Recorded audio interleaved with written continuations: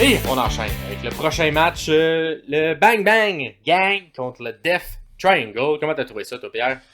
Bien,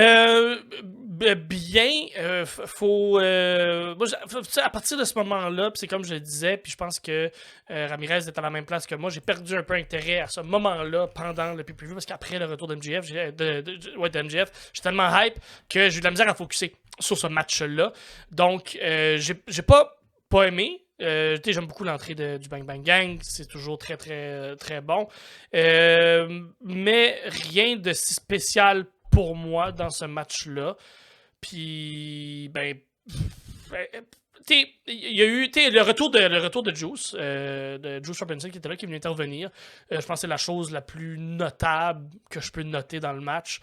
Fait que voilà, je sais pas si toi, qu'est-ce que t'en as pensé en général, mais pour moi, c'est très en bas de la carte complètement, même si c'est tous des très très bons workers, c'est tous des gens qui sont capables de donner.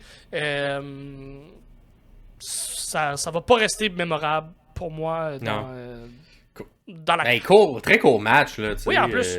Pas très pour long le 3 contre 3, là. pour le construire. T'as quand même beaucoup de bons lutteurs, somme toute, tu sais.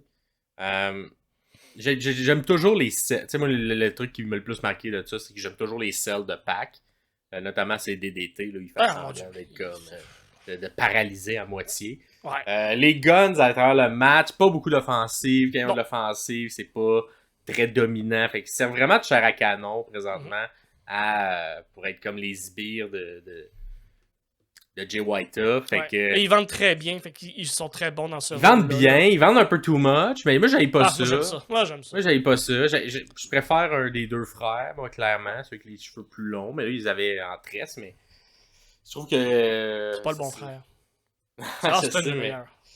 Mais moi, tu vois, Austin, j'ai l'impression... On dirait que Austin, il est comme... Il se voit meilleur que ce qu'il est vraiment, alors que Colton, il se voit à bonne place. Fait qu'on dirait que je crois plus Colton. Ouais, mais si tu veux monter dans ce business-là, faut que tu te vois plus haut, tu sais.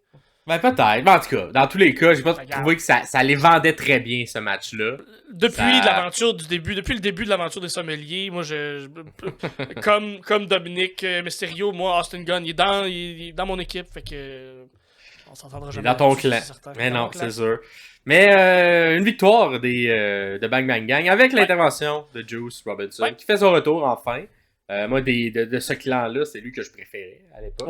Oui, son nouveau personnage un peu fou dans la tête, là, mais j'ai beaucoup aimé parce que Juice ne me faisait rien du tout à la... Mais il y a un hit factor que le reste du clan, je trouve pas. Mais ça, là-dessus, t'es pas d'accord. Mais moi c'est le seul que je trouvais qui avait de la personnalité dans ce clan-là.